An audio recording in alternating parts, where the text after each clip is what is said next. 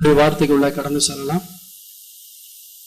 1 கொரிந்தியரின் புத்தகம் 1ஆம் அதிகாரம் 9ஆம் வசனத்தை வாசிக்கலாம்.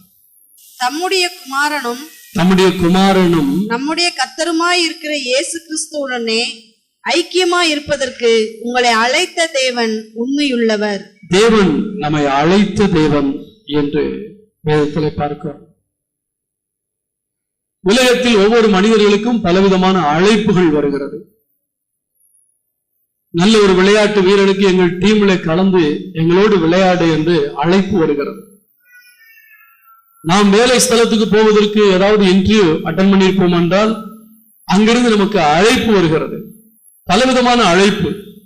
ஸ்கூல் முடிஞ்சு பிள்ளைங்க வீட்டுக்கு வந்து உட்கார்ந்த உடனே ஃப்ரெண்ட் வந்து கூப்பிடுவான், டே வாடா கிரவுண்ட்ல போய் விளையாடலாம், அது ஒரு அழைப்பு. சினிமாவுக்கு போகலான்னு சிலர் கூப்பிடுவாங்க, அது ஒரு அழைப்பு. டாஸ்மாக்கு போகலான்னு கூப்பிடுவாங்க, அது ஒரு அழைப்பு. யாரோ ஒருவர் எங்கோ எதற்கோ நம்மை அழைத்து கொண்டே இருக்கிறார்கள். மனிதனுக்கு ஒவ்வொரு நாளும் பலவிதமான அழைப்புகள் வந்து கொண்டே இருக்கிறது. சாத்தான் கூட சில நேரத்தில் அழைப்பான். எப்படி தெரியுமா? நீ வாழ்ந்து என்ன பிரயோஜனம், உனக்கு என்ன நடந்துச்சு, பேசாம தற்கொலை பண்ணிப்போ என்று மரணமும் மனிதர்களை அழைத்து கொண்டுதான் இருக்கிறது. ஆனால் ஆண்டவர் நம்மை அழைக்கிறார் என்பது எவ்வளவு பெரிய சந்தோஷமான ஒரு காரியம். ஒரு அல்லேலூயா சொல்லுவோமா? உலகத்தில் உள்ள நண்பர்கள், உலகத்தில் உள்ள உறவுகள், பாவம், பிசாசு எல்லாம் நம்மை அழைத்து கொண்டிருக்கும் போது தேவனும் ஒரு பக்கம் நம்மை அழைத்து கொண்டே இருக்கிறார்.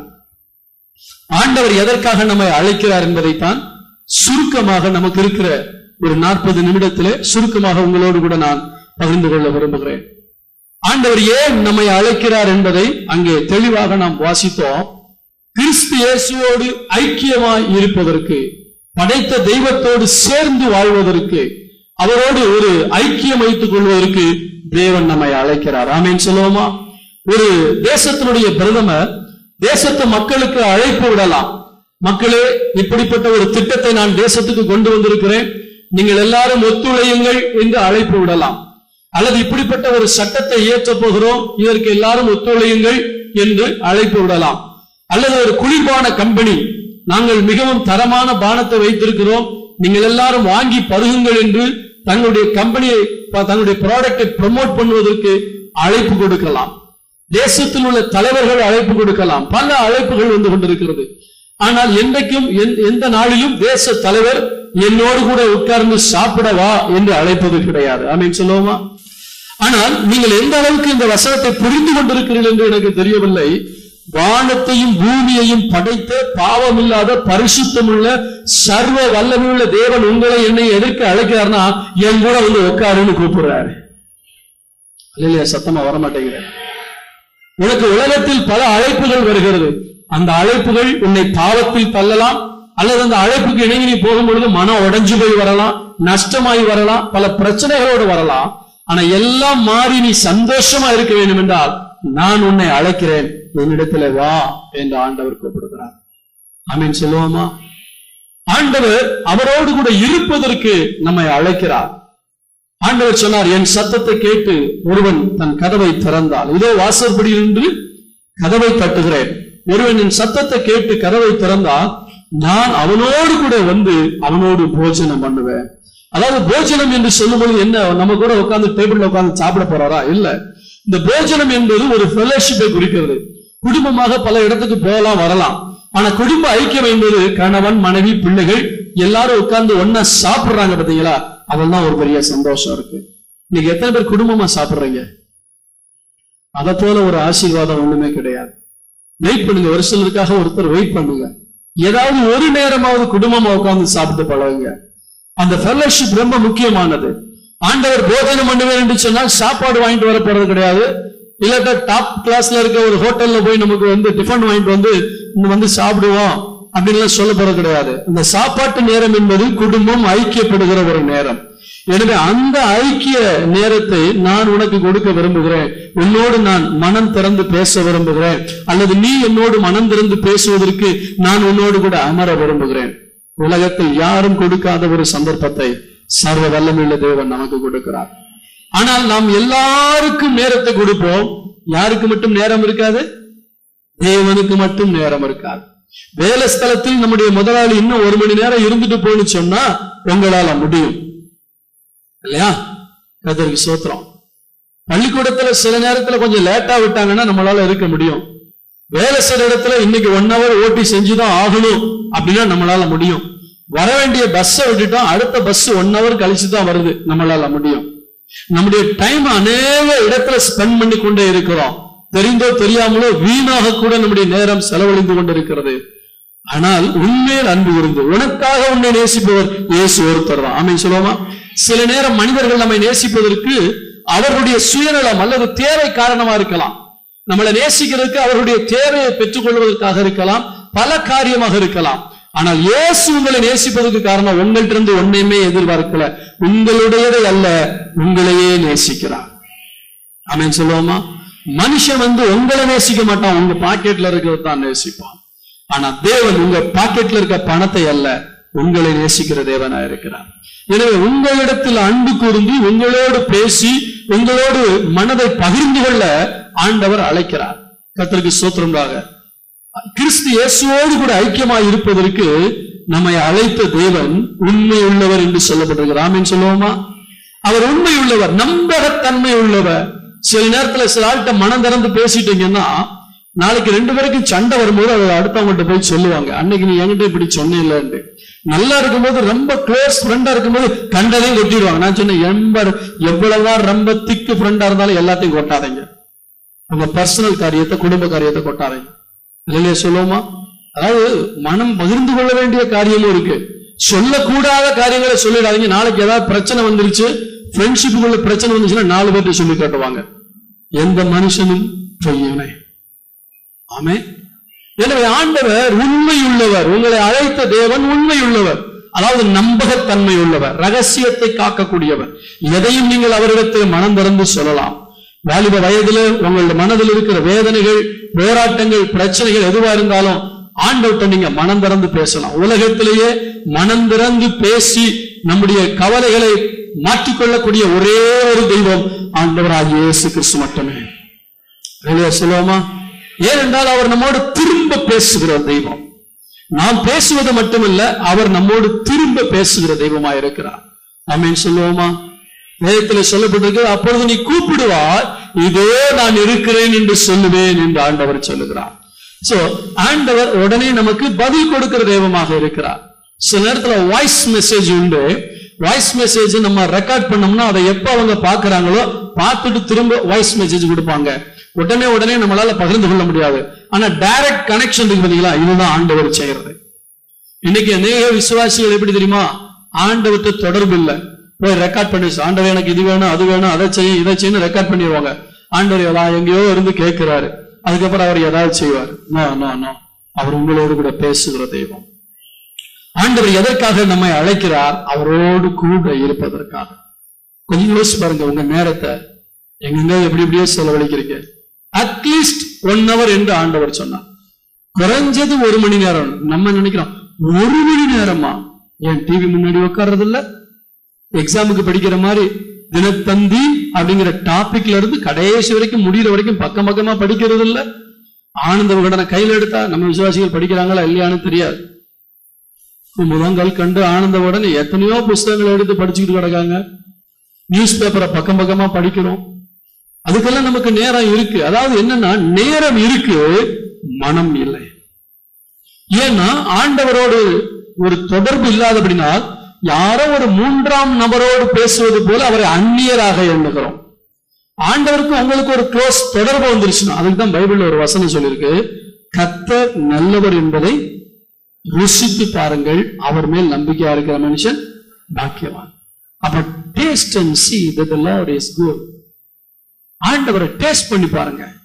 ஆபிரகாம்கிட்ட போய் கேட்டா, ஆண்டவரை என்னையா டேஸ்ட் பண்ண? என்ன டேஸ்ட் பண்ணணும்? என் பிள்ளைய பலிபீடத்துல வச்சு கத்தி எடுத்து குத்த போகும்போதுல அது வரைக்கும் இல்லாத ஒரு ஆட்டுக்குட்டி அங்க கொண்டு வந்தாரு. அற்புதம் செய்கிற தேவையா, அந்த டைமுக்கு உதவி செய்கிற தெய்வம். ஆமென் சொல்லுவோமா? ஆபிரகாமை கேட்டா அதான் சொல்லுவாரு, அந்த அந்த அந்த டைம், அந்த நேரத்துக்கு உதவி செய்யக்கூடியவர் என்று சொல்லுவார். நீங்க தாவீதை போய் கேளுங்க, என்னப்பா ஆண்டவர் எப்படியா நான் அவுத்து விட்டேன்னா அவ்வளவுதான், அவ்வளவு அற்புதம் செஞ்சிருக்காரு, ஆண்டவர் அணுவா ரசிச்சிருக்கேன். என்ன சொல்லுவார்? தாழ்விலே என்னை நினைத்தார். முன்னுக்கு உதவாத என்ன ராஜாவா மாத்தினாரு. இல்ல சொல்லுவோமா? அவன் ருசித்தான். கர்த்தர் ஒரு மனிதனை உயர்த்த முடியும் என்பதை ருசித்தான். கர்த்தர் வாக்குத்தத்தங்களை காப்பாற்றக்கூடியவர் என்பதை யோசேப்பு ருசித்தான். வாழ்க்கையில என்ன கவலையில போனாலும் சரி, ஆண்டவர் சொன்ன வார்த்தையை நிறைவேற்றுவார், என்னை உயர்த்துவாருங்கிறத ருசித்தார். ஆமீன் சொல்லுவோமா? விதவேட்ட போய் கேட்டா என்ன தெரியுமா சொல்லுவா? விதவேட்ட போய் சாரிபாத்து ஒரு விதவேட்ட போய் கேட்டா என்ன தெரியுமா சொல்லுவா? நீ ஆண்டவரை ருசிச்சிருக்கியா அப்படின்னா, ஏன் ருசிக்கல? கொஞ்சம் ஆவு செத்து போலான்னு நினைச்சோம், இன்னைக்கு வரைக்கும் நான் உயிரோட வாழ்றதுக்கு ஆண்டவருடைய அற்புத காரணம். ருசித்தாள் அவள், ருசித்தாள். நீங்க போய் எலியாட்ட போய் கேட்டீங்கன்னா, என்னப்பா நீ ஆண்டவரை ருசிச்சிருக்கியான்னு கேட்டா, ஏன் ருசிக்கல? வாழ்க்கையை விரக்தி அடைஞ்சு சாகிறது மேலும் சொல்லி ரொம்ப சோர்ந்து போய் சாகணும்னு ஜெபம் பண்ண, ஆனா ஆண்டவர் என்ன நிலைநிறுத்தி மேல கொண்டு வந்து விட்டாரு. நான் நினைச்சதோட ஒரு அற்புத வாழ்க்கையை கொடுத்தாரு. என் சோர்வு, என்னுடைய செத்தா போதுங்கிற நிலைமை, அந்த நிலைமையில இருந்து என்ன மாத்தினாருன்னு சொல்லுவார்.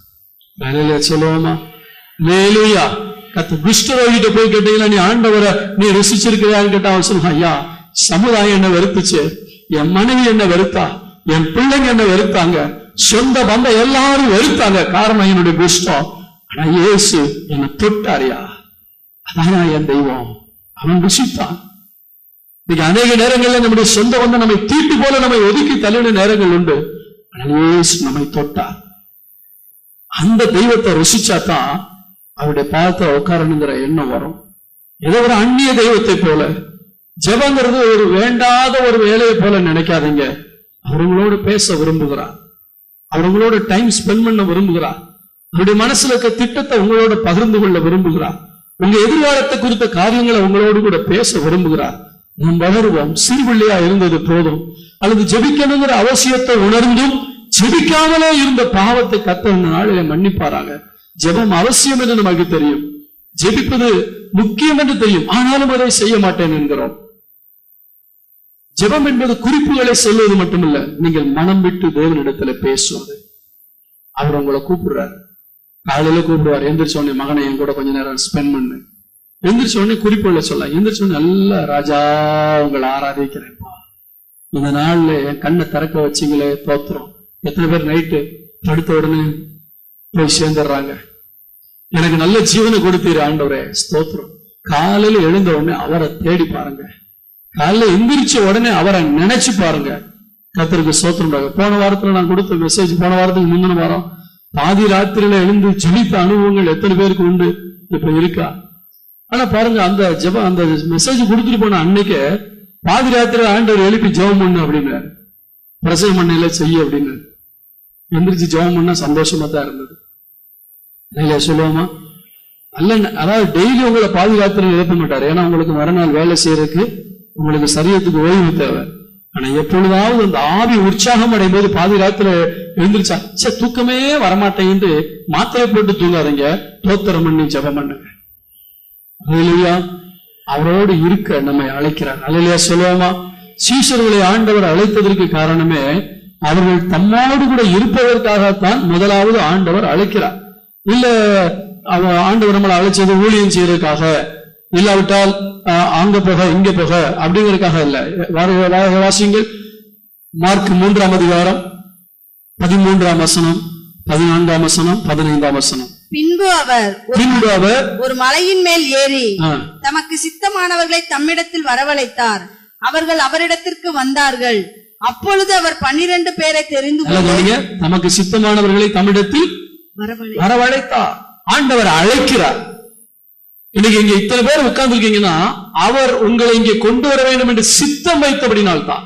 இன்னைக்கு புதுசா நீங்க வந்திருக்கலாம், ஆனா உங்களை படைச்ச தெய்வம் இயேசு நீங்கள் இங்கே வர வேண்டும் என்று அவர் அன்பு வைத்தபடினால் தான் உங்களை அழைத்து கொண்டு வந்திருக்கிறார். யாரோ அழைச்சதனால் நீங்க வரல, ஆண்டவர் உங்கள் மேல் அன்பு வைத்து அழைத்தபடினால் நீங்கள் இங்கே வந்திருக்கிறீர்கள். கர்த்தர் ஸ்தோத்திரம். விசுவாசிகளை நீங்களும் நானும் இந்த இடத்துல வந்திருக்க காரணம், கர்த்தர் நம்மை அழைத்தார். எதை விசுவாசிக்கிறீங்க? கர்த்தர் என்னை அழைத்தார், கர்த்தர் என்னை அழைத்தார், தம்மிடத்தில் வரவழைத்தார். அப்பொழுது 12 பேரை தெரிந்து கொண்டு அவர்கள் தம்மோடு இருக்கவும், முதல்ல இருக்க அழைச்சாரு, தம்மோடு இருக்கவும். நிறைய வேலை கொடுத்து வேலை வாங்கக்கூடிய எஜமானாக இல்ல, முதலாவது ஃப்ரெண்டா இருக்க விரும்புறார். ஒரு அல்லேலூயா சொல்லுவோமா? 12 பேரை கூப்பிட்டு இதை செய்ய அதை செய்யன்னு சொல்லக்கூடிய ஒரு வேலை வாங்கக்கூடிய எஜமானாக அல்ல, முதலாவது அவர் விரும்புறது என்னமா, என் கூட உட்கார், என் கூட டைம் ஸ்பெண்ட் பண்ண. இன்னைக்கு விசுவாசிகள் ஊழியத்துக்கு வரணும்னு சொன்னா உங்களுக்கு முதல் தகுதி நல்ல ஜெபஜீவியம். ஜெபிக்கிறவங்களுடைய வாழ்க்கை மறுரூபமாகும், ஜெபிக்கிறவங்களுடைய சுபாவம் மாறும், ஜெபிக்கிறவங்களுடைய பேச்சு மாறும், ஜெபிக்கிறவங்களுடைய பழக்க வழக்கங்கள் மாறும்.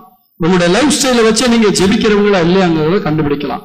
ஆண்டவர் திறமை உள்ளவங்களை கூப்பிடல, கண்டவங்களையும் கூப்பிட்டார், மீன் பிடிக்கிறவங்களை கூப்பிட்டார். அழைத்த உடனே அவர்கள் வந்தார்கள். ஆமேன்னு சொல்லுவோமா? நான் யோசித்து பார்த்தேன். ஆயத்துறையில் உட்கார்ந்திருந்த மத்தேயுவை ஆண்டவர் அழைத்தார். ஆயத்துறைன்னா என்னது? ட்ரைனிங் எடுத்தவங்க சொல்ல வேண்டாம், மத்தவங்க சொல்லுங்க. ஆயத்துறைன்னா என்னது?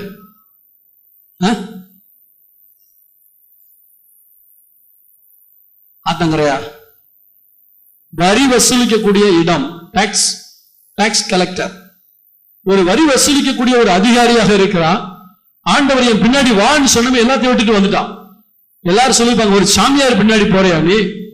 அவருக்கே படுக்க இடம் இல்லைன்னு சொல்றாரு. நரிகளுக்கு குழிகளும் ஆகாயத்து பறவைகளுக்கும் கூடுகளும் உண்டு, மனுஷகுமாரனுக்கோ தலை சாக்கி இடம் இல்லைன்னு சொல்றாரு. ஒரு சாமியார் பின்னாடி போறியா? நல்ல வேலையை விட்டுட்டு போறியே.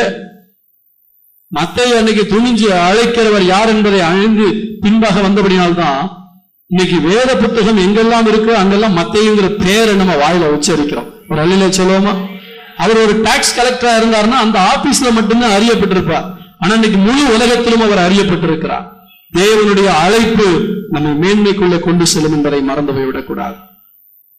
மீன் பிடிக்கிற பேதுரு 2 படகு நிறைய மீன் இருந்தது. அன்னைக்கு வித்த வழக்கமா வந்த பணத்தை விட பல மடங்கு பணம் வந்திருக்கலாம்.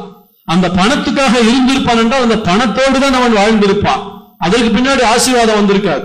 ஆனா அது வேண்டாம் என்று விட்டு விட்டு ஆண்டவருக்காக வந்தபடினா பொன்னி வெள்ளியின் காலில் வந்து விழும்படியா கர்த்தர் அற்புதத்தை செய்தார். ஆமென் சொல்லுவோமா?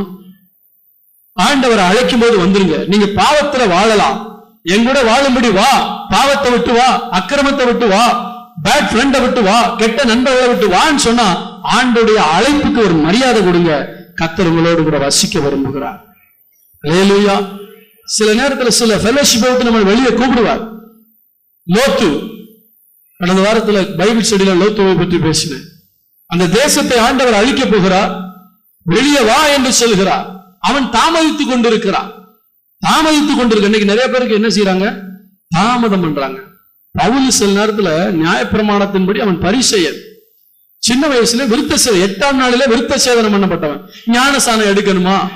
நம்ம சின்ன வயசுல எடுத்துட்டோமே, திரும்ப ஒருக்க எடுக்கணுமா அப்படின்னு சிலர் தாமதிக்கிறார்கள். ஆனா ஆண்டவர் என்ன சொன்னதுமா?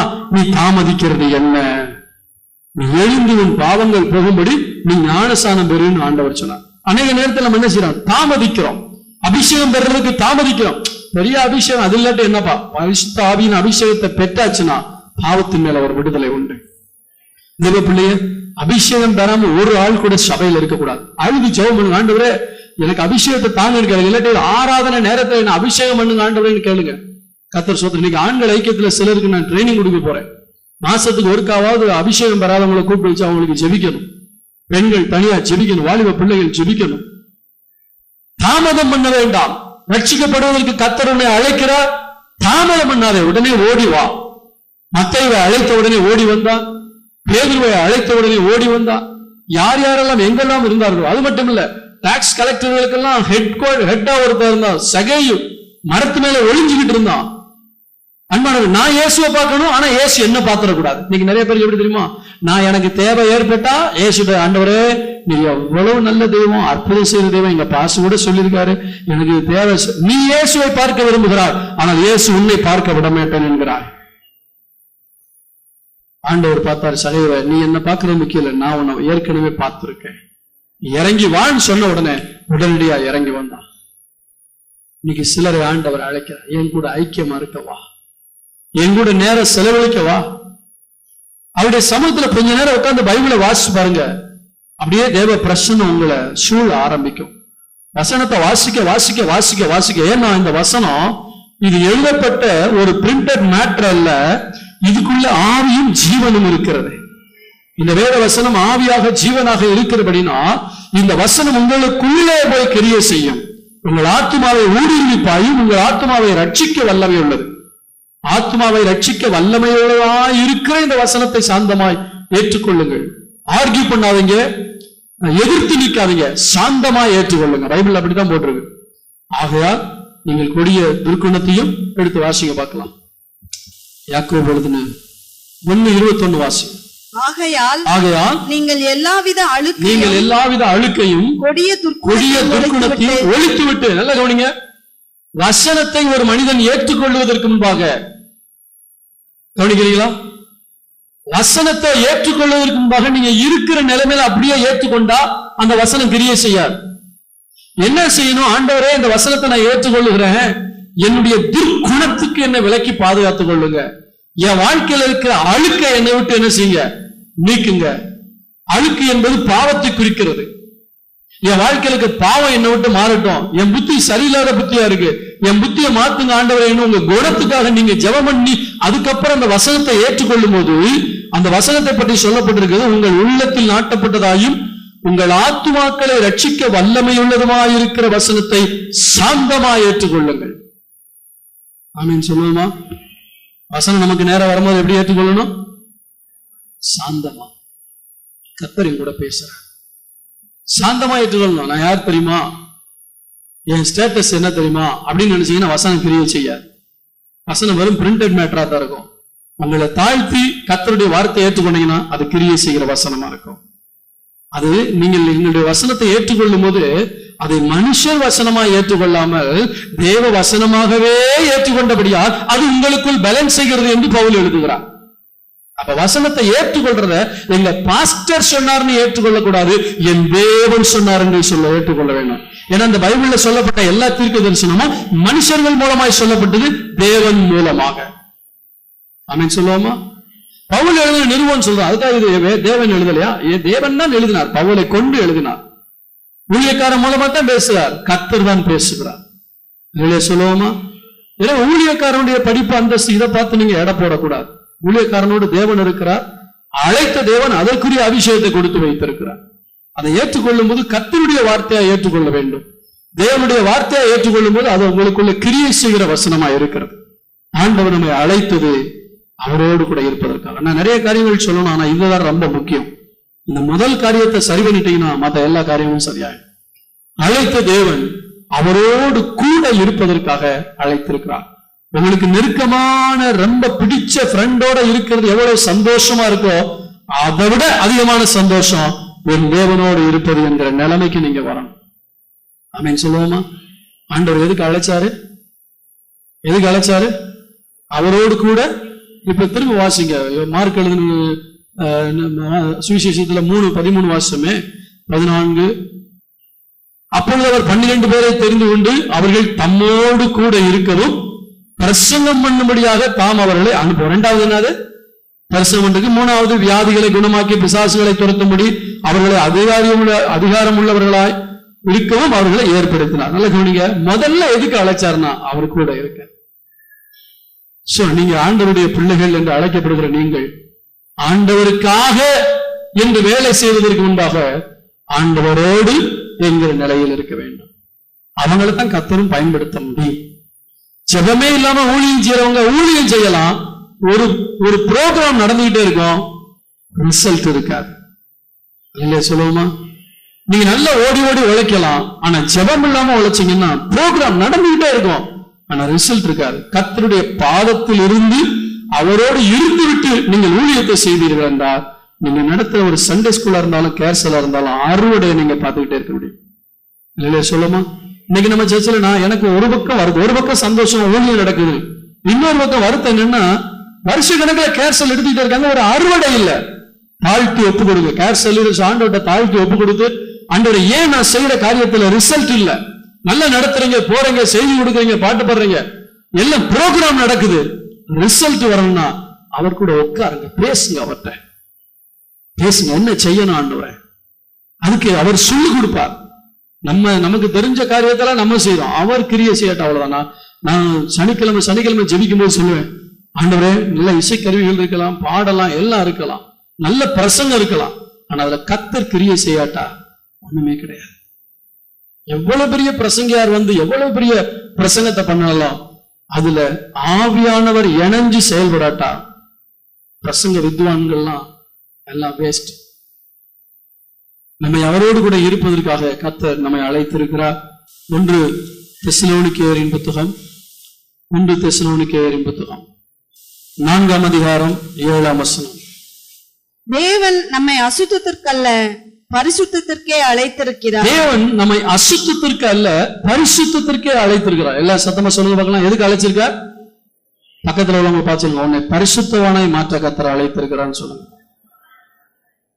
அந்த வார்த்தையை சொல்லும்போது எவ்வளவு சந்தோஷமா இருக்கு. நான் ஒரு பரிசுத்தவான் சொல்லுங்க, எவ்வளவு சந்தோஷமா இருக்கு. ஆனா ஆண்டவர் சொல்றாரு, அசுத்தமா இருப்பதற்கு அழைக்கல. அந்த சர்ச்சுக்குள்ள வந்து உட்கார்ந்துட்டோம், வீட்டுக்கு போன உடனே பாவம் செய்யறதுக்காக கர்த்தர் நம்மளை அழைக்கல. அவர் அழைத்தது முதலாவது அவரோடு கூட இருக்கும்படியா. இன்னைக்கு சில பிரபலமான ஊழியர்களோட இருந்து அவங்க மாதிரியே காப்பி பண்ணுவாங்க. கர்த்தர் அதுக்கு நம்மளை அழைக்கல. ஆமீன் சொல்லுவோமா? ஏன் தெரியுமா? முதல்ல அவர் கூட இருக்க வச்சாரு. அவரை பார்த்து பார்த்து பார்த்து அவர் யாரா கண்டுபிடிக்கணும்? அவர் பரிசுத்தர். சொல்லுவோமா? உங்களை அழைக்கிறவர் பரிசுத்தர். ஆகையால் நீங்களும் உங்கள் நடக்கைகள் எல்லாவற்றிலும் பரிசுத்தமாயிருங்க. 1 பேதுரு 1ஆம் அதிகாரம் 15-16 வசனத்தை வாசிங்க. 1 பேதுரு 1ஆம் அதிகாரம் 15-16.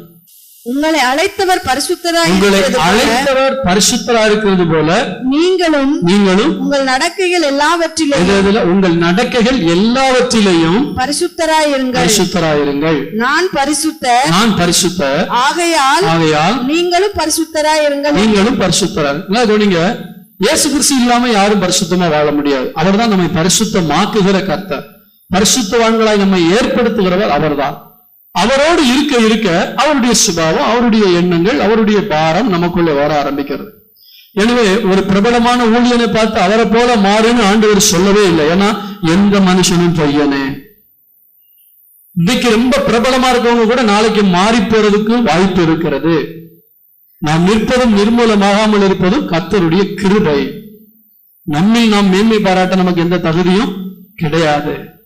எனவே ஊழியர்களுக்காக ஸ்தோத்திரம், உலகத்தை கலக்கிற ஊழியர்களுக்காக ஸ்தோத்திரம். நேற்றுக்கு எனக்கு வாட்ஸ்அப்ல ஒரு மெசேஜ் வந்துச்சு. ஒரு சிலருக்கு நான் அனுப்பினேன். செத்து போய் 6 மணி நேரம் ஆன ஒரு மனுஷனை ஒரு பாஸ்ட் உயிரோடு எழுப்புற காட்சி, நேரடி காட்சி சவுத் ஆப்பிரிக்கால நடக்கலாம். அப்படிப்பட்ட ஊழியர்கள் இருக்கலாம். ஆனால் அவர்களை போல மாற கர்த்தர் நம்மை அழைக்கவில்லை. ஆண்டவர் ஊழியர்களை பயன்படுத்துகிறார். வியாதிகள் சுகமாகிறது, அற்புதங்கள் நடக்கிறது, அடையாளங்கள் நடக்கிறது, ஸ்தோத்திரம். ஆனால் அந்த ஊழியரை போல இருக்க கர்த்தர் நம்மை அழைக்கவில்லை. நம்மை அழைத்த தெய்வம் பரிசுத்தரா இருக்கிறபடினா அவரை பார்த்து பார்த்து வாழ, அதுக்கு தான் கூட ஏறுன்னு சொல்றார். சொல்லுவோமா? கர்த்தர் சொல்ற ஒரு ஆளை பார்த்த உடனே எது நம்மளை அட்ராக்ட் பண்ணும்? ஒரு ஆளை பாக்குறீங்க, எது நம்மளை அட்ராக்ட் பண்ணும்? ட்ரெஸ் கோடு பார்த்த உடனே. இப்ப நான் மட்டும் நானும் என் மனைவி ஒயிட் அண்ட் ஒயிட் போட்டிருந்தோம்னா இந்த சர்ச்சில் முக்காவாசி பேர் எப்படி மாறி இருப்பாங்க? நாங்க போடுங்கன்னு சொல்லணுங்கிற அவசியமே இல்லை. எங்களை பார்த்து பார்த்து பார்த்து நீங்க எப்படி மாறி இருப்பீங்க? White pant, white shirt, white sari. அப்ப ஒரு மனிதனுடைய உடை நம்மை மாற்ற வல்லமை உள்ளது. 2வது பேச்சு, அவங்கள மாதிரியே பேசி பார்ப்பாங்க. அவங்களுடைய பழக்க வழக்கங்கள் இதெல்லாம் மாற்றம். அதனாலதான் ஆண்டவர் சொன்னாரு, நீ யாரோட இருந்து கண்டதை கற்றுக்கொள்ளாத, நீ ஏன் கூட இருந்து என்ன பாரு, என்ன போல பரிசுத்தமா மாறுங்க. சொல்லுவோமா? கர்த்தருக்கு ஸ்தோத்திரம் உண்டாதாக. எனவே அன்பான கர்த்தருடைய பிள்ளைகளே, நம்முடைய வாழ்க்கையிலே ஆண்டவர் அவரோடு இருக்க நம்மை அழைத்தார். எதற்காக அவரோடு இருக்கணும்னா அவரை போல நம்ம வாழ்றோம். சாது சுந்தர் சிங் என்று சொல்லக்கூடிய ஒரு ஊழியர் இருந்தா, உங்கள் அநேகருக்கு அவர் யாருன்னு தெரியாது. கடந்த நூற்றாண்டிலே ஆண்டவருக்காக வல்லமையாய் பிரகாசித்த கர்த்தருடைய தாசன். சீக்கிய குடும்பத்தில் பிறந்தவர், கிறிஸ்தவர்களை வெறுத்தவர், கிறிஸ்தவ புதிய ஏற்பாட்டை தீய வைத்து கொளுத்தினவர், சீக்கிய மதத்திலே வைராக்கியம் உள்ள ஒரு வாலிபன். ஆனால் வாழ்க்கையில நிம்மதி இல்லை, சமாதானம் இல்லை. ஒரு நாள் ஜெபித்தானாம், என்னை உண்டாக்கின தெய்வம் யார் என்று எனக்கு காட்ட வேண்டும். வாழ்க்கையில நிம்மதி இல்லை. இல்லாவிட்டால் அதிகாலையில வரக்கூடிய லூதியானா எக்ஸ்பிரஸ்ல நான் விழுந்து நான் செத்து விடுவேன் என்று சொன்ன போது இயேசு கிறிஸ்து காலையில 3:30 மணிக்கு காட்சி அளித்தாராம். யார் நீங்கள் சொல்லுவேன், நான் தான் இயேசு கிறிஸ்து. நான் உங்களை கூப்பிடவே இல்லையேன்னு சொல்லும்போது, நீ உண்மையான தெய்வம்னு ஒண்ணு தான் வரணும்னு சொன்னேன், நான் தான் உண்மையான தெய்வம்னு சொன்னார். அன்றைக்கு ஆண்டவரை ஏற்றுக்கொண்டார்.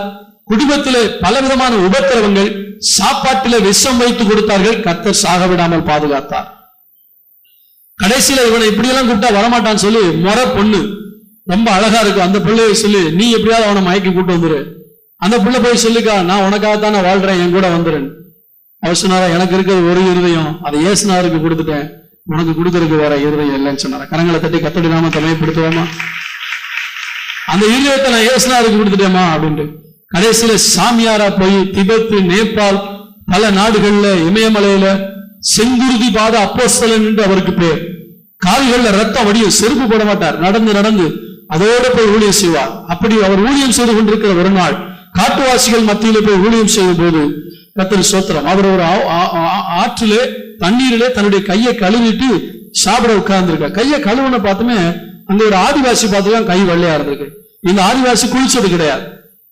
கர்த்தர் ஸ்தோத்திரம், அவன் பார்த்தா இவர் கை வெள்ளையா இருக்கு. எதனால வெள்ளையா இருக்கு? தண்ணியில கழுவுனதுனால தான் வெள்ளையா இருக்குன்னு சொல்லி அவன் கொஞ்சம் தண்ணியில கையை கழுவ ஆரம்பிச்சிருக்கான். கொஞ்சம் அவன் கை கொஞ்சம் கலர் மாற ஆரம்பிச்சு, நிறைய அழுக்கு வெளியே போயிடுச்சு. திரும்ப பார்த்தா அவர் கையை பார்த்தானா, அவர் கை வெள்ளையா இருக்குன்னு திரும்ப திரும்ப கழுவிடுறான். அவர் கையை பார்க்கறான், இவன் கையை பார்க்கறான், அவர் கையை பார்க்கறான், இவன் கையை பார்க்கறான், தேய்ச்சி தேய்ச்சி பார்க்கறான். ஆண்டவர் அதுக்கு தான் நம்மளை கூப்பிட்டார். அப்படிதான் சொல்றாரு, என் கையை பார்த்து ஒருத்தன் என் கையை போல மாறணும் கழுவிக்கிட்டே இருக்கான். நம்முடைய ஆண்டவர் நம்மை அழைத்தது எதுக்கு தெரியுமா? அவரோடு கூட உட்கார்ந்து அவர் எப்படி இருக்காரோ அவரை போல நம்ம மாறணும். லேசுல வராது, ஆனா கஷ்டப்பட்டாலும் சொல்லுவோமா, எந்த அளவுக்கு நம்ம அவர் கூட நேரத்தை செலவழிக்கிறோமோ அந்த அளவுக்கு நமக்கு கிடைக்கிறதுக்கு வாய்ப்பு இருக்கு. ஆனா அதே சமயத்துல உங்க பழைய மனுஷன் எங்கதான் இருக்கான்? எங்கதான் இருக்கான்? சமயம் கிடைக்கும் போது எட்டி பார்ப்பான். அப்ப அம்மிக்கு என்ன செய்யணும்? இந்த பாம்பாட்டி கூடக்குள்ள போட்டு பாம்பை போட்டு அமுக்கி வைக்கிற மாதிரி உள்ளுக்குள்ள ஜென்ம சுபாவம் உள்ளதான் இருக்கு. அது அடிக்கடி வெளியே வர பார்க்கும். என்ன பண்றது? அடக்கு அடக்கு அடக்கு அடக்கு என்பது நாடி வந்த நட்புங்கிற மாதிரி அடக்கி வைக்க வேண்டியதான் உள்ள. கர்த்தருக்கு ஸ்தோத்திரம். எதுக்கு அழைத்தார்? அவரோடு கூட இருக்க அழைத்தார். எத்தனை பேர் நீங்க தீர்மானம் எடுக்க போறீங்க, நான் ஆண்டவரோடு இருக்க போறேன். ஒரு காலத்துல நீங்க விரும்பினாலும் விரும்பாட்டையும் பரலோகம் போகணும்னு நினைச்சா அவரோட தான் போய் இருக்கணும். அதுக்கு மரியாதையா நம்ம இப்ப என்ன செய்யறது? அந்த பழக்கத்துக்கு வந்துடுறது நல்லது. 24 மணி நேரம் கிடையாது, யுகா யுகமாக அவரோடு கூட வாழ போறோம். இல்லையா சொல்லுமா? இப்ப 1 மணி நேரம் அவர்கிட்ட உட்கார்ந்து ஜெபிக்கிறது உனக்கு கஷ்டமா இருந்தா எப்படி பரலோகத்துல யுகா யுகமா அவரோட இருக்க போறோம்? அங்க வேற எந்த பொழுதுபோக்கு கிடையாது, என்ன செய்ய போறோம்னு தெரியாது. அவங்க கண்ட கப்சாவா விட்டுக்கிட்டு இருக்காங்க. பரலோகத்துல இது இருக்கு அது இருக்கு ஒண்ணும் தெரியாது. ஏசு இருப்பார், தூதர்கள் இருக்காங்க, நமக்குன்னு ஒரு வீடு இருக்கு, ஆரவாரம் இருக்கு, ஆர்ப்பாட்டம் இருக்கு, ஆராதனை இருக்கு, சந்தோஷம் இருக்கு. அது எனக்கு தெரியும். அதுக்கு மேல இந்த பொருள் இருக்கா அந்த பொருள் இருக்கா? அடுத்து சில கேட்பாங்க அங்க கிரிக்கெட் கிரவுண்ட் இருக்கா, அப்படி இல்லாட்ட நான் வரமாட்டேன். இப்பதான் அட்வர்டைஸ்மெண்ட் வருது, வயிற்று இருக்க குழந்தைய சொல்ல இன்டர்நெட் கனெக்ஷன் இருந்தா அந்த வீட்டுக்கு நான் வர்றேன். பாத்துருக்கீங்களா? எத்தனை பேர் அந்த அட்வர்டைஸ்மெண்ட் பாக்குறீங்க? இப்ப சொன்னதான் சரி, நான் வர்றேன். பரலோகத்துல நீங்க எதிர்பார்க்கிறது எது இருக்கோ இல்லைங்க, நம்ம ஆசையா நேசிக்கிற இயேசு இருக்கிறார். அந்த ஆசை வரணும், பரலோகத்தை குறிச்ச கனவு வரணும். அந்த ஆசை உள்ள நேசர் இடத்துல எப்போ இருக்கு? அவரை போல பரிசுத்தம். ஏன்னா பரிசுத்தம் இல்லாமல் ஒருவனும் தேவனை ஒண்ணுக்கு தொடர்பு இருக்கு. பரிசுத்தம் இல்லாமல் ஒருவனும் தேவனை தரிசிப்பதில்லை. கர்த்தருக்கு ஸ்தோத்திரம் உண்டாக. 3வது ஆண்டவர் நம்மை எதற்காக அழைத்திருக்கிறார்? வாசியுங்கள். 1 பேதுருவின் புத்தகம் 2ஆம் அதிகாரம் 9ஆம் வசனத்தை வாசியும். நீங்களோ உங்களை அந்தகாரத்தில் நின்று தம்முடைய ஆச்சரியமான ஒளியின் இடத்திற்கு வரவழைத்தவருடைய புண்ணியங்களை அறிவிக்கும்படிக்கு தெரிந்து கொள்ளப்பட்ட சந்ததியாயும் ராஜரீகமான ஆசாரிய கூட்டமாயும். எதற்காக அவர் அவரிடத்துல வரவழைத்தாராம்? அவருடைய புண்ணியத்தை அறிவிப்பது. சொல்லுங்க பார்க்கலாம், சத்தமா சொல்லுங்க. என்ன புண்ணியம்? நம்ம பாவத்துக்காக ரத்த சிந்தினார், நமக்காக மரித்தார், நமக்காக உயிரோட. இதான் நமக்கு செஞ்ச புண்ணியம். அப்ப உலகத்துல யாருமே செய்யாத ஒரு புண்ணியமான காரியத்தை இயேசு செய்திருக்கிறாரு. என்னை அழைத்ததற்கு காரணம் முதலாவது அவரோடு இருக்க, 2வது அவரை போல மாற, 3வது அவருடைய அன்பை மற்றவர்களுக்கு எடுத்து சொல்ல. இந்த அழைப்புக்கு நீங்க கீழ்ப்படியணும். இல்லையா சொல்லுவோமா? ஒரு கம்பெனி உங்களை அழைக்குது, எதுக்கு? மார்க்கெட்டிங் மேனேஜரா அழைக்குது, அல்லது குவாலிட்டி கண்ட்ரோல் மேனேஜரா அழைக்குது. நீங்க போயிட்டு அந்த வேலையை செய்யாம கண்ட வேலையை செஞ்சா சம்பளம் கிடைக்குமா? சொல்லுங்களேன். கிடைக்குமா? கிடைக்காதா? கிடைக்காது. ஏன்? அவங்க எந்த வேலைக்கு அழைச்சாங்களோ அதை செய்யலங்கும் போது சம்பளம் கிடைக்கல. ஆண்டவர் உங்களை என்ன எதுக்கு அழைச்சிருக்காரு? அவருடைய புண்ணியத்தை சொல்றது. அதான் ஊழியம். முழு நேரமாவும் ஆண்டவர் நம்மளை அழைப்பார், பகுதி நேரமாவும் அழைப்பார், ஞாயிற்றுக்கிழமாவும் நேரத்தை எனக்கு கொடுன்னு அழைப்பார். உங்க நேரத்தை அவருக்கு கொடுங்க, அவருடைய புண்ணியத்தை சொல்லுங்க, மற்றவங்ககிட்ட போய் சொல்லுங்க. என் வாழ்க்கையில மறக்க முடியாத ஒரு சம்பவம், அதாவது நான் கேட்ட ஒரு உதாரணம், கர்த்தருக்கு ஸ்தோத்திரம் உண்டாதாக. ஒரு நாய் அடிபட்டு, காலில் அடிபட்டு ரத்த வெள்ளத்துல கிடந்துச்சா. ஒரு டாக்டர் கூட்டிட்டு போய் வீட்டுல வச்சு அதுக்கு மருந்து போட்டு கட்டு போட்டு சுகமானதுக்கு அப்புறம் அனுப்பிட்டாராம். வாழை ஆட்டிக்கிட்டே நன்றியை தெரிவிச்சுட்டு ஓடிடுச்சு. சில மாதம் கழிச்சு ராத்திரி நேரத்துல கதவை ஏதோ பராண்டுற சத்தம் கேட்டுச்சான். கதவை திறந்து பார்த்தா இந்த நாய் இதே மாதிரி அடிபட்ட இன்னொரு நாயை கூட்டு வந்திருக்கு. இதுக்கு தெரியும் இந்த காயம் கட்டுற இடம் எதுன்னு சொல்லி. டாக்டர் ஆச்சரியப்பட்டு போனாராம். கர்த்தருக்கு ஸ்தோத்திரம். ஏன்னா இந்த நாய்க்கு தெரியும் காலில் அடிபட்ட எங்கதான் போனோம், இந்த டாக்டர்கிட்ட கூட்டு போனா நமக்கு கட்டுப்பட்ட மாதிரி கட்டுப்படுவாரு. உங்க வீட்டுக்கு பக்கத்துல எத்தனை பேர் ஒழுங்கா உடஞ்சு போயிருக்காங்க, எத்தனை பேர் சமாதானம் இல்லாம இருக்காங்க, எத்தனை பேர் சந்தோஷம் இல்லாம இருக்காங்க. கட்டுப்படுற இடம் எதுன்னு தெரியும், கர்த்தருடைய சபை. ஆமென் சொல்லுவாங்க. அதுக்குதான் நம்மளை அழைச்சிட்டு வர சொல்றாரு. பாஸ்டுக்கு ஆள் சேர்க்கல, சர்வ வல்லமையுள்ள தேவனுடைய ராஜ்யத்துல ஆட்களை சேர்க்கிறோம். அவருடைய புண்ணியங்களை சொல்லுவதற்கு கர்த்தர் நம்மை அழைத்திருக்கிறார். சமயம் கிடைச்சாலும் கிடைக்காட்டாலும் அவருடைய அன்பை மற்றவர்களுக்கு நீங்க சொல்ல கற்றுக்கொள்ளணும். கடந்த வாரத்துல இந்த பேனர் அடிச்சுட்டு இருந்தோம். இந்த பேனர் அடிச்சுட்டு இருக்கும்போது இந்த பேனர் வேலை செய்யற தம்பி இங்க உட்காந்து டீ குடிச்சுட்டு இருந்தான். எங்களுக்கு டீ கொடுத்தாங்க. இது பரிசுத்த ஸ்தலம். இப்ப நம்ம பார்க்கும்போது இது ஒரு பரிசுத்த ஸ்தலம், யாரும் மேல வரக்கூடாது அப்படின்ட்டு. ஆனா வேலை நடக்கும் போதுல இங்க எல்லாம் வேலை செஞ்சுக்கிட்ட டீ குடிச்சுட்டு இருந்தான். அப்ப நான் கேட்டேன், நீ எந்த கோயிலையாவது போய் உட்காந்து இப்படி உட்காந்து டீ குடிக்க முடியுமா அப்படின்னு கேட்டேன். முடியாது சார், உள்ளே விட மாட்டாங்க சார், பயமா இருக்கும் சார்.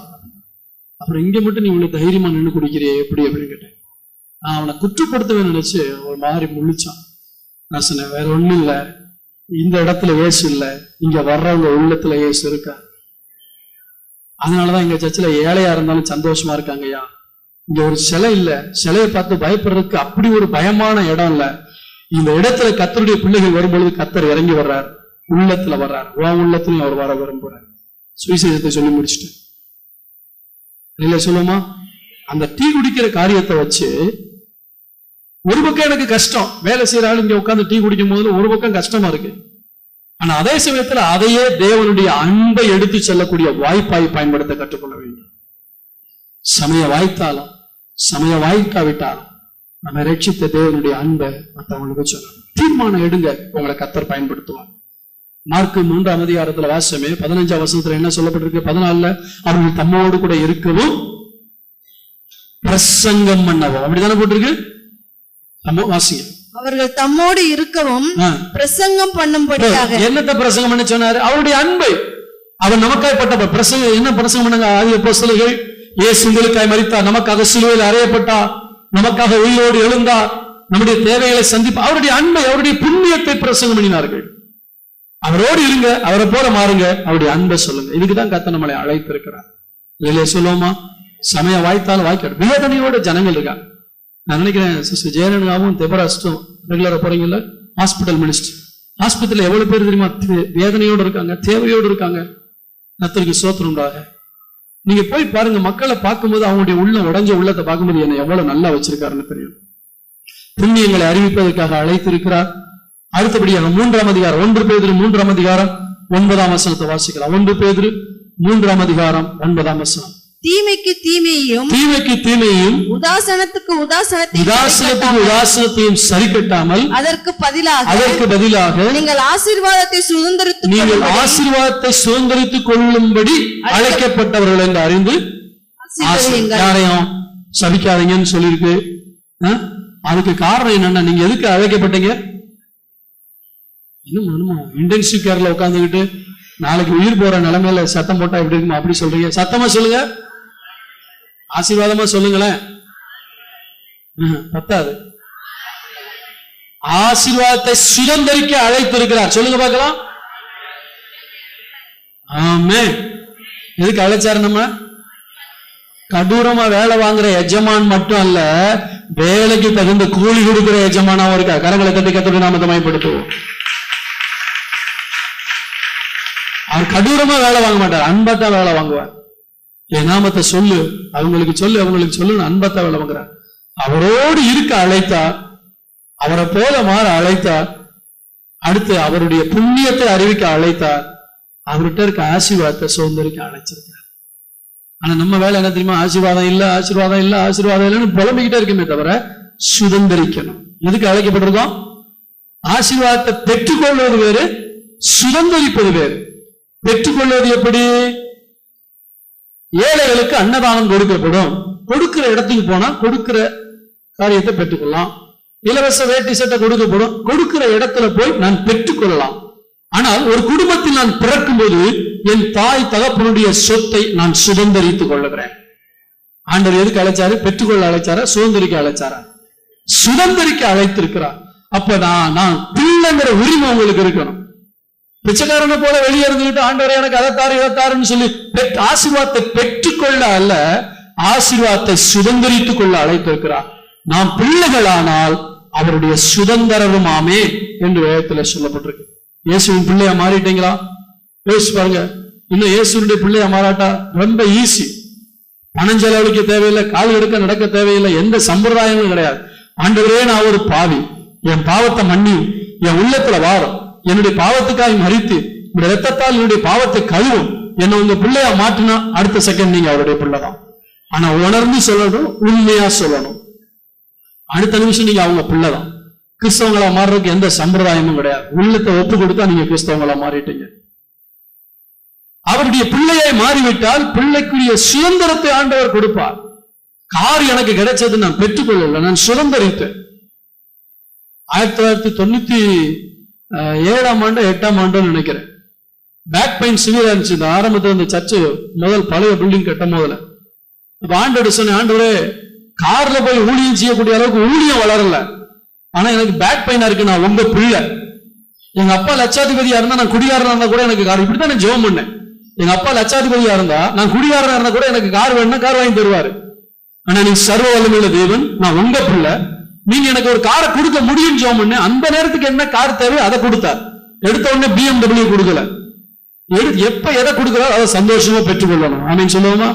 அல்ல, நீங்க எப்ப தெரியுமா நமக்கு நல்ல ஆசீர்வாதம் கிடைக்கும்? கொடுக்கறதுல சந்தோஷமா இருந்து பாருங்க, அடுத்தது தானா வரும்.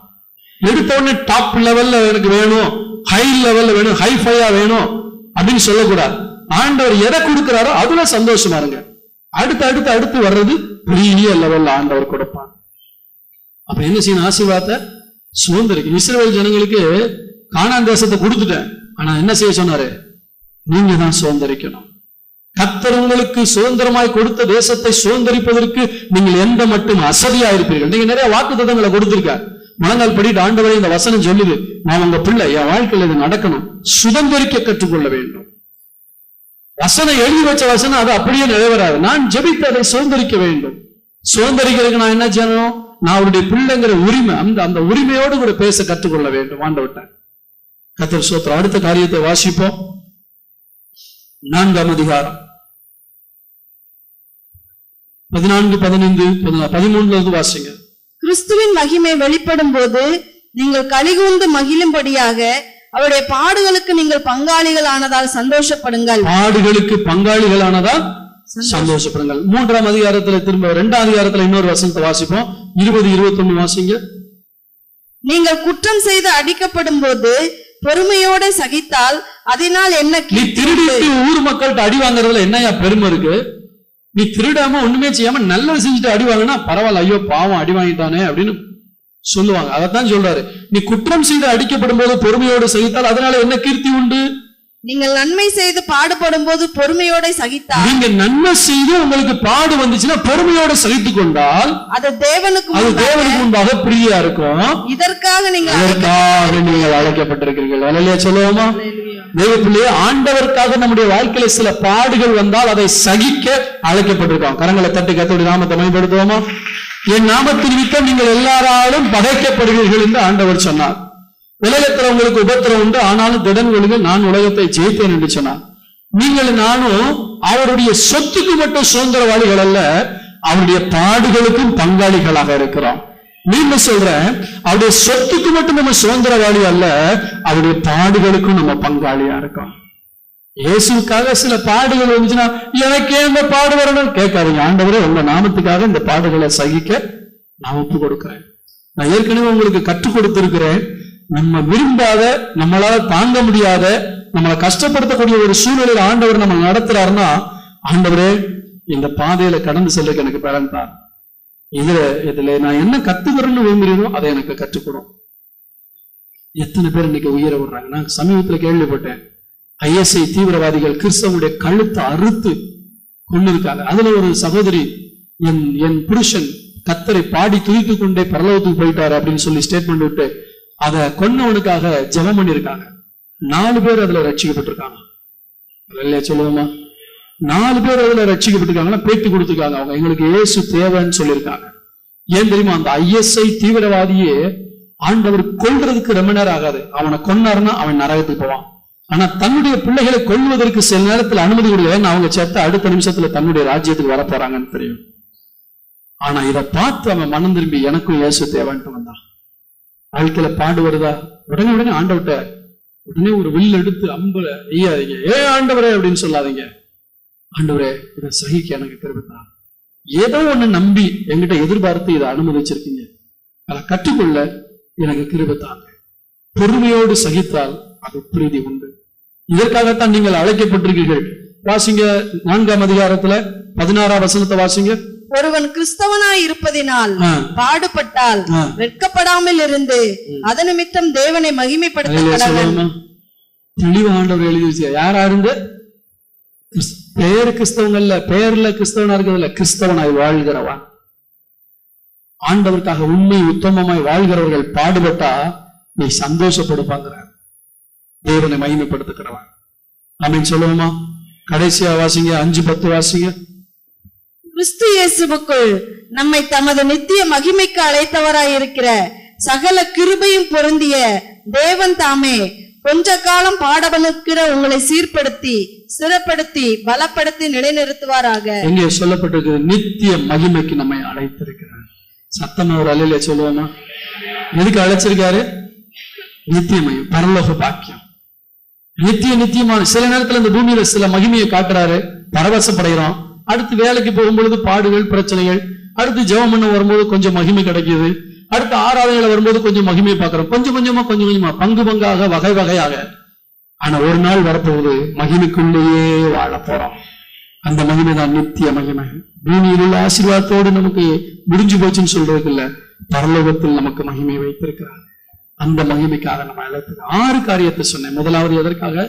அவரோடு இருப்பதற்காக அழைத்திருக்கிறார். அவரை போல பரிசுத்தமாய் வாழ அழைத்திருக்கிறார். அவருடைய புண்ணியத்தை அறிவிக்க அழைத்திருக்கிறார். அவருடைய ஆசீர்வாதத்தை சுதந்திரிக்க அழைத்திருக்கிறார். அவருக்காக பாடுகள் பட நம்மை அழைத்திருக்கிறார். அவரோடு நித்தியமாய் வாழ நித்திய மகிமைக்கு அழைத்திருக்கிறார். இந்த அழைப்புக்கு நான் பாத்திரவானாய் நடந்து கொள்ளணும். இவ்வளவு காரியத்துக்காகத்தான் ஆண்டவர் உங்களை என்ன செஞ்சிருக்காரு? அழைத்திருக்கிறார். கர்த்தருக்கு ஸ்தோத்திரம். ஒரே ஒரு வசனத்தை நாம் வாசித்து முடிக்கலாமா?